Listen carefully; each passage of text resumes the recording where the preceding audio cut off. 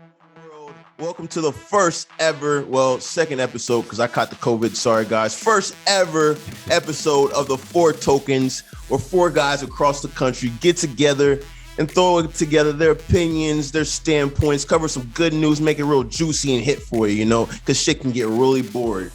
All right. So with me today, I'm going to have everybody go around the room. We're probably going to start with the guy beside me because last time I went the other way, but start with the guy beside me, the British baller himself, AG. Tell the people about you, man. Come on. What's up, everybody? I'm AG. I don't have a British accent. The nickname goes way back, so don't question it. Just know that if we get on the court, it's over. Balling. Ooh. All right. Anyway, so I'm your typical investor. Got into crypto back in 2017. I think I dove into crypto Twitter, and then one thing led to another, and I started buying stuff. Rode that wave all the way to the top, continued to ride it all the way down to the ground, and then just said, well, I might as well keep going. So I'm your holder. I'm not going to do any of this crazy day trading.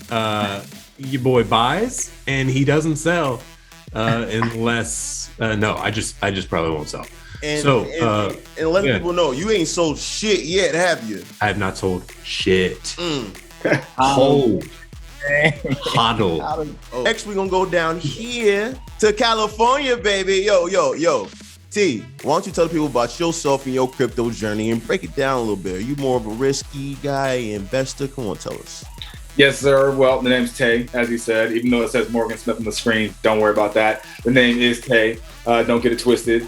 My crypto journey started in 2017. I heard these people making a ton of money and had no idea what I was doing. So bought Litecoin at like $99, shot to 320, whatever it was. Thought I was a genius investor, a genius trader. Like, I got this. You know what I'm saying? And then, as we all know what happened, then at the end of 2017, 2018, lost all that money. But held on. And, I've been your typical dollar cost averaging person, putting in little amounts here and there. And then in 2019, started trading fairly consistently. And so I'm a little risky with my trading portfolio, you know what I'm saying? But very conservative with my investing portfolio. So I'm a mix. Okay. Now we're going from mild wings. No, we're going from, dry heat wings, you know what I'm saying? The dry rub. Now we got the mild in the room. Now we're going to take it to blazing wings over here. My man Chillington, he's not a hacker, y'all, but please, don't let him figure out your address. Yo, Chillington, why don't you tell the people about your crypto journey, who you are, just give us a little information, man. Okay, quick breakdown. Like everybody else, I FOMO'd in 2017. Not financially. I believed in it, but I actually bought the top. Proud to say I bought the top in December of 2017. And I learned the lesson just like everybody else. Came from the stock market. Used to trade options, and I was blinded by the environment around me, and I missed the whole run. So, I pretty much learned everything in the bear market. And now I like to try to do it all. I trade, I invest. I get into the farming, and I try to get every layer of the crypto there. So that's pretty much. Fuck yeah, chill. Fuck yeah. And what about yourself? You got some more going. My fault. Yeah, go ahead. Oh man, I'm asking about you, man. What about the man bringing us the presentation? I'm the wing you don't want to eat. I'm the hot one that you got to sign a waiver. I'm Spanish and I'm the risk taker. I'm going to risk everything. I pay attention to investments, but any investments that I capitalize on, I take them and put them at risk. I make them walk the plank. You're either going to sink or swim in my pockets, baby. And lately we've been sinking. But I'm still afloat, and we're here today to bring you some crypto shit, all right? Now let's get straight into it. We like to start this show off with some breaking news. Bam! A huge Brazilian Reddit community with more than 3 million members will buy $30 in Bitcoin each, remembering that September 7th is Brazil's Independence Day. All right, so what do you guys see this doing for the crypto market, or what did you see happen? after this shit came out. Chill, you got the grimace of you got that grimace on your face. Share with us, man. What happened? What you got to say? Well, they like to say buy the rumor, sell the news, and man, they Elon Musk this yet again. So that's the simple answer that shit there. But I mean, we did the opposite of what everybody thinks, but I think the underlying value is, if you dig deeper, El Salvador is pretty much, breaking the door wide open for a lot of the world, at least the Western Hemisphere. So. Look, it's a great thing in the long term, right? We can all say that. It's a great thing in the long term, but it did tank the market as we're all experiencing right now. Unlike that ugly ass jersey you got on right now and that trash ass team that you represent. Wait a minute. I was gonna say that to the end of the show. I was gonna say that to the end of the show, but since we in this bitch, Raider Nation, goes to them dead, goes to you see mine, baby. Hey yo, I told them park the car, they started that bitch back up and now we driving. Yo, Josh Jacobs, you can fuck my bitch, bro, any day, bro. Anyway, yeah, Raider Nation, I'll see you later, Vegas. Yeah. Hey, I had this jersey on for 2 days, bro. That's all. That's all. I'm just like El Salvador's sewer system, yo shit is trash and smell like shit. All right? Who the fuck are you a supporter of? Who's your squad? San Diego, baby, Chargers all day. Herbie. It'll be sweet if we can get some NFL Top Shot for real. We ain't gotta talk about your team. Your team suck, bro. And then we gotta talk about this guy. How about the Buckeyes? Oh snap! They lost to my Ducks. Damn, AG. Comments? No, I have no comment. Hey, let's have the screen lose. Even your dog saying boo. Yo, look, I think long term it's gonna be, like I said, a great investment for El Salvador. Short term it did shit on the market, but with things going to the moon, baby. Regardless. For sure. And AG, what you got to say? Yeah, well, okay, so we should have seen this coming, right? Every big announcement we've got wrecked on.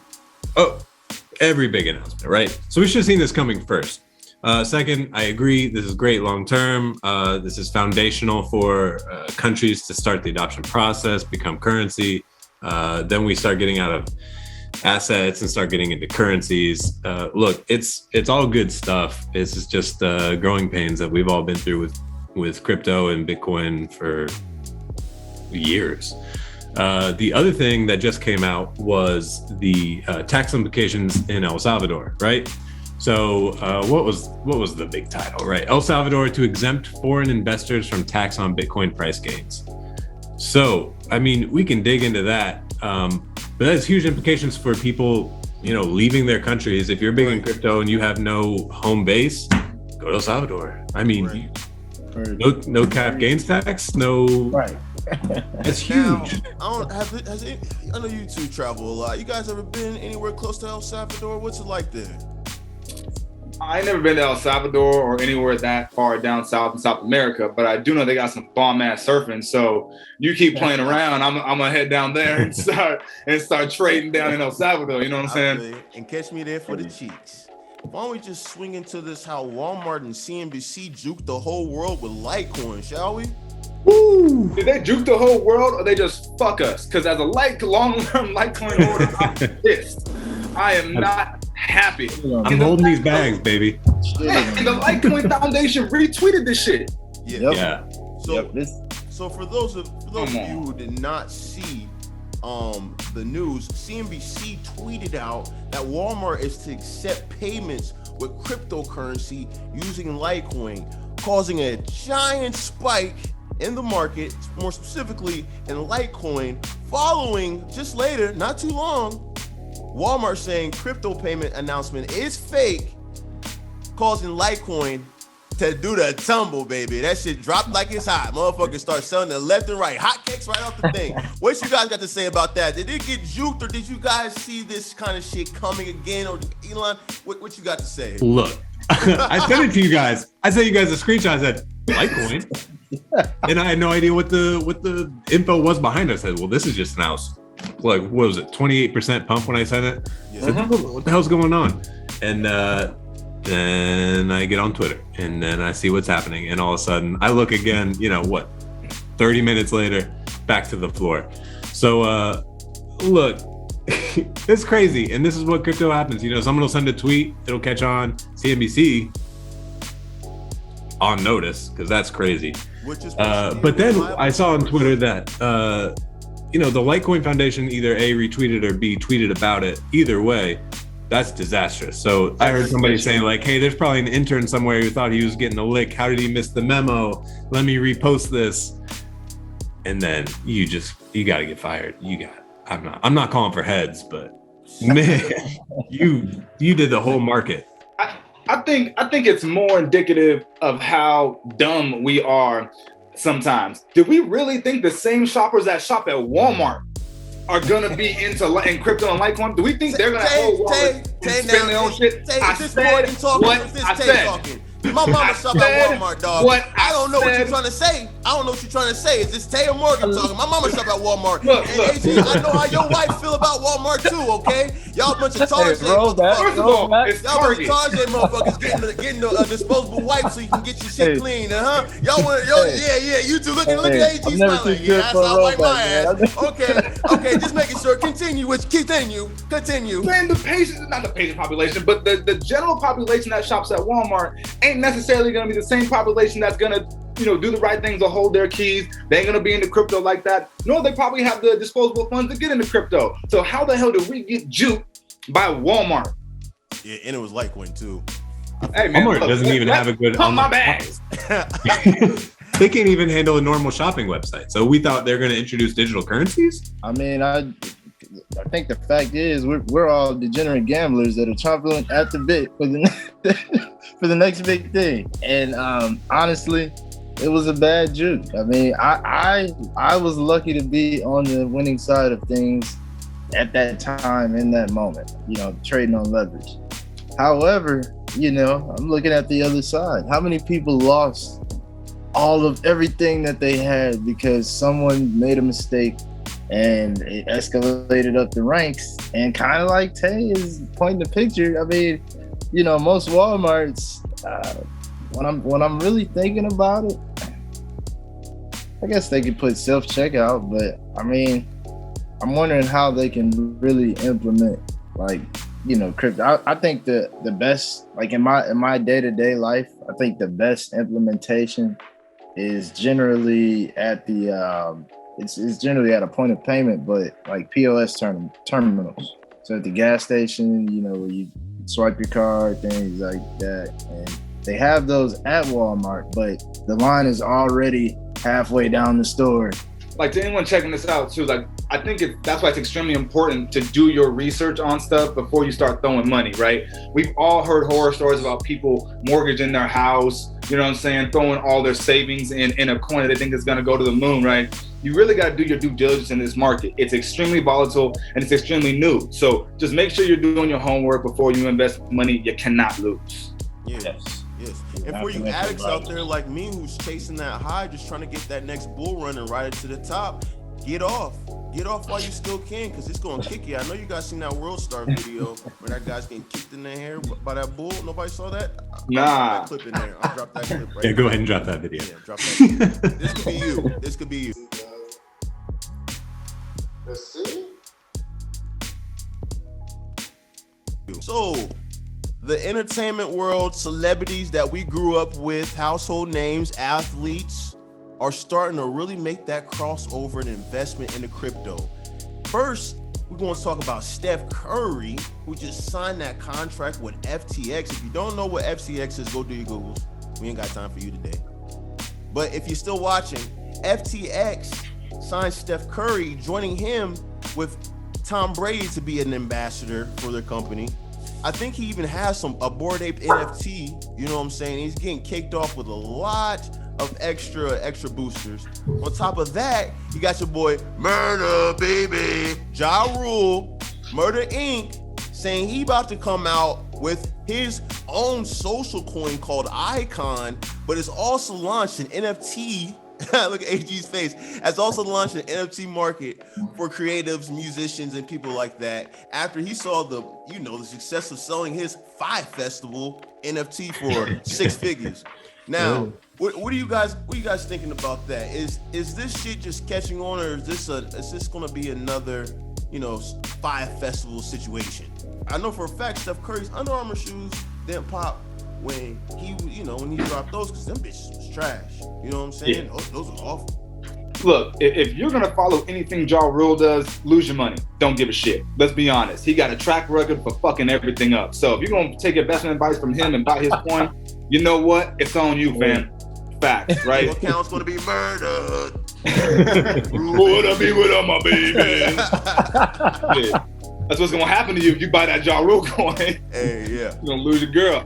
But like Steph Curry, Tom Brady, legitimate investors, right? They have a track record for being ambassadors and being investors into legitimate projects. So I think this is further legitimizes the crypto industry as a whole, and will bring a lot more retail people to it, which is what we need. We need exposure. We need all these things, and these type of celebrities and athletes are bringing good news to it. Let's look at the track record of celebrities in crypto. I'm gonna play devil's advocate here. I think this is good, but every time we've seen a celebrity spike in crypto, you see Reese Witherspoon. She says, "I bought my first ETH." Yo, fuck Reese Witherspoon. You see Paris. Now, I will give it to Paris Hilton. She actually knows what she's doing. But here's the thing: these celebrities come in, and man, they just scream top. Paris Hilton knows what she's doing. Do your Google. Do your Google. Hey, Google her track record on in crypto. She been killing. Do your Google. We ain't got time for that. I'm gonna do my Googles. You right. Do your Google. So look, you get to the top, and then celebrities start tweeting, and it gets scary. I mean, on the whole, I think this is good, and I think that it gets people used to crypto, and it brings people into the world. But on a short-term level, you gotta take a step. And when you get things like Ja Rule saying he's gonna drop a project, a coin, NFTs. I agree. I think pretty much all right, I'll tell you the things I like. We know that, I will say that, just like we mentioned earlier, anytime there's like kind of an announcement, it always withers out. It always, but I'll put it like this. I like this move here because for 2 main reasons.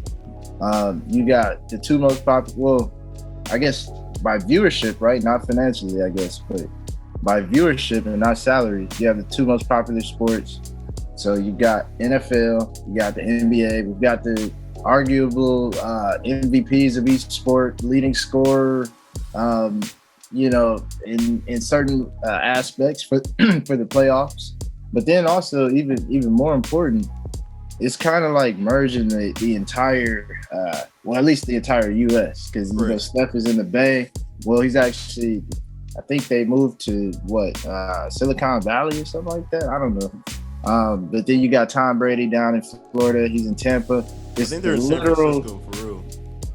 Yeah, they're in San Fran. That's what it is. A tech hub. You know what I'm saying? So overall, I like it. Multi-sports, different corners of the country, the best athletes in their sports. If anything, I'm not really thinking that it'll last. But I think overall that these kids that are like 12 right now that love Steph Curry, love Tom Brady, the next bull run is gonna really, all of our bags, it'll never come back down to it, But so, what you think there'll be more success if they took somebody like Ja Rule, baby, and replaced him with someone more popular, like Lil Baby or Lil Uzi Vert or something like that? It'll be more successful. Or you think Taylor's shaking head? You think that's not possible? You think it's just a fad?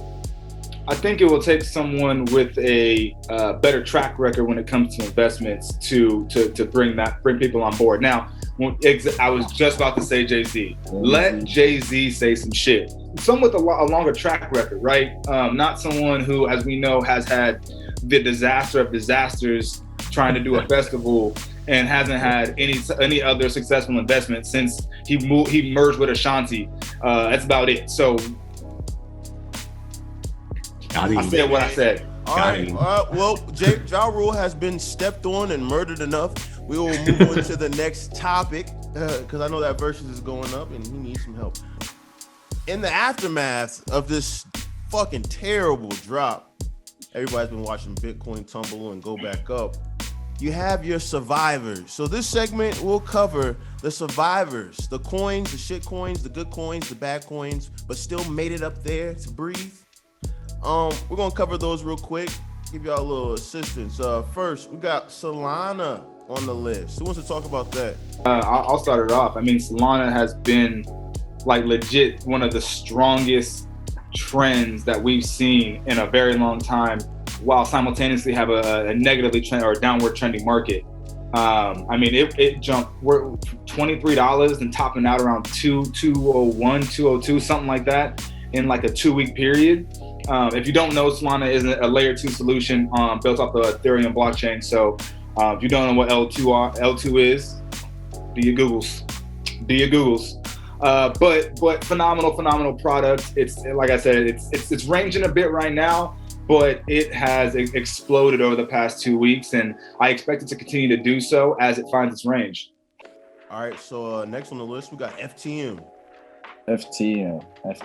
So LA, what you got for FTM, man? Man, FTM. So FTM was created, I believe, by Andre Cronje, who also created Wi-Fi, and it basically is like the godfather of DeFi. But to shorten all of that, FTM, they have had a partnership with Dubai to build a smart city for almost a year, or maybe more. I can't remember the exact date, but overall, pretty much, it just makes sense. They're the same thing. They're a scalability solution. I don't know if technically we could throw them in layer 2, or if we would have to say that they're a DAG, but it pretty much helps with Ethereum's workload, and it's gonna, the transactions are it's gonna be able to handle a lot of transactions quickly. And I mean, simply put, it doesn't take much math to understand what Dubai can do for anybody, So. All right. How did Dot manage to survive this fucking whirlwind? I'm looking at Dot as more of I'm forward looking towards Dot. It kind of, if you look over the past week and a half or so, it kind of found a bottom and actually had a pretty good push. The reason for that, I believe, is with Ethereum's success, you've got Dot, which was created by one of the Ethereum co-founders, Gavin Wood. So overall, it was designed in its original essence to pretty much assist Ethereum, and that's why its sidechain Kusama KSM has been on a good run as well. It's kind of like, I don't know, I guess it makes the workload less and the transaction speed faster. What do you guys think about Algo? I think that is an unsung hero right now. I know we've been talking about it a little bit in the last couple of days, but looking at the month, it's up 118. A week, it's up 60. It's not like Boomtown, but these are good gains when you look at the rest of the market. I mean, Taylor, I know you don't want to talk about this, but nah, man. I'm in an active trade with Algo, right? So I have a little bit of bias in that from that perspective, but I don't understand the technicals on Algo from like most people might, but I know it's been on a nice downtrend, finding a bottom right now that we should see probably another 5 to 10%. So I'm gonna trade the shit out that. Next, we're going to touch on this opinion section real quick. And since we talked about Solana and Chill mentioned a little bit about Ethereum 2.0, is Solana the better L2 solution versus Ethereum 2.0? What would you guys say? Tay, what do you got to say about that? I can see it in your eyes, man. Yeah, I mean, look, we've had great L2 solutions over the past, I think, year or so. We stuff like Matic, Solana, really allowing for Ethereum transactions and its scalability realistically. Do I believe that Ethereum is going to come through and Vitalik's going to push and Ethereum 2.0 is going to be the end all be all? No. Do I think it's going to drastically improve its scalability and transaction costs? Yes. They're on their way there. Ethereum, in my opinion, hasn't under-delivered for what they promised. And so until they do that, I'm an Ethereum fan. I'm a Vitalik fan. If anyone wants to send me some Ethereum, I'll just send the address right there. You know what I'm saying? Do what you gotta do. But yeah, I'm a firm believer in it. These L2s are great right now. And until Ethereum, I think 2.0 is supposed to launch in some point, I think Q2 of 2022. At some point in 2022 for sure. Until that happens, we'll truly never know.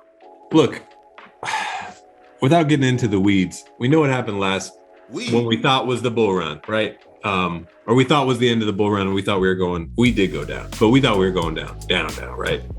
So we were looking at the top, and ETH gas fees were crazy, and people said, we can't do this. Why I can't use ETH? I can't do it. Now we're back to the same thing. Like, I can't do NFTs on ETH because the gas fees cost not more than the NFTs, because good God, are they overpriced? But it becomes unrealistic for someone who just wants to buy some shitty art to pay $400 to do the transaction. And that is where the ETH problem is, and that is where the ETH problem has been every time volume's gone just through the roof. So look, L2s are great, and I think it's gonna solve some issues, and hopefully, ETH2 comes in and gas fees, things like that, go smoother so everyday people can use it. Honestly, I agree wholeheartedly. I don't think that originally we all kind of were waiting on ETH 2.0 to come through and give us that push, provide that sense of a reliability for us, so that it can become a reliable use case in the real world for adoption. But I kind of see us gradually, arriving at that point.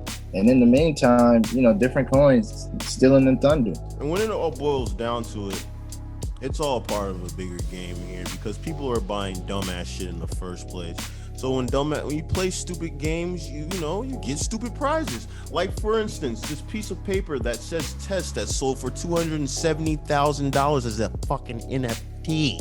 Okay, I don't feel bad for somebody sitting there trying to fish for shit, because you know what I'm saying. If you're gonna buy these things, you're gonna have to pay for it, because some of this shit is getting out of hand. That was FTX official sold that. Yes. Yes, they sold that. It was a test NFT, wasn't it? Yeah. Look, if they blow up their NFTs and the way NFTs are going, their first one, sure, in this bubble could be worth anything. All right. So here for the apply here section, AG is going to tell us a little bit about his experience with Lale. AG, take it away. All right, guys. Let me ask you a question. How many times are you guys trying to get cash back when you purchase? You like cash back all the time? Especially when I got to go see the weed man. You already know. You need the return on the weed man purchase. You just go through the apps, right? You get it done. What if I told you there's a website where you could get sats back? That's back, baby. All right. Enough teasing. So Rakuten bought, what was it? Ebates. So we remember the Ebates commercials. They were everywhere. Then Rakuten bought them, and it was your basic plugin for browsers. So you hit the little button, you went through their website portal, you paid, and you got 4% cash back, whatever. Lolly came in and said, that's a great idea. We're going to do it with Bitcoin. So you go through Lolly, they have a browser for your Windows, and then you shop, you click the button, and then you're getting sats back. So as soon as they confirm it, just like every other cashback service, so instead of stacking up fiat, you're stacking up Bitcoin in a wallet that they hold, and it adds up slowly, but man, it adds up. So I mean, you go on to Nike's got 5.5% cash back. So look, man, it's free Bitcoin. And for people who are too scared to make a Bitcoin purchase, if you start adding up sats day by day by day, you're actually going to have some Bitcoin at the end of the day. And you can laugh it all the way to the bank. Hey, G, as an avid user of Lolly, I myself am one as well, just like you. We had many conversations about this. What was the last thing you bought with Lolly? Dog food last night. Dog food last night. You know, I got Went the through Calvin Chewy. Klein underwear, baby. Got the Calvin Klein for the lady. You know what I'm saying? Got to keep it nice and tight, baby. Man, wow. Yeah, see, you can earn sats back doing it. That's back, Calvin Klein, baby. Oh, Bam, God, Calvin Klein, baby. I'm dead to Calvin Klein undies. Hey, they comfortable now. Shout CK. Yeah, thank you for joining us. Catch us next week where we try to cover some more shit. Remember, buy the dip. Peace.